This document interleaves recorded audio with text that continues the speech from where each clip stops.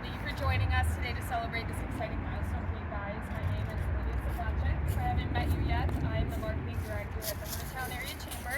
While I'm the only staff member here, I'm speaking on behalf of our whole staff, our board members, and our ambassadors. So congratulations. This is really awesome. This expansion and rebranding mark the next chapter in your journey.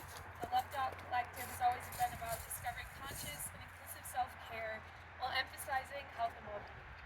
Your business also works to maintain health and integrity, your eco-friendly nature, and I truly hope this transformation allows you to continue to serve your clients and partners in the best way you can, and that you can continue to brighten people's days with all your various services.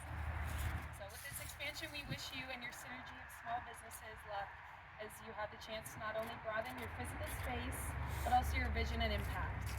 This branding reflects who you are today as you continue to provide the rejuvenating, healing, and pampering experiences to the individuals in our area.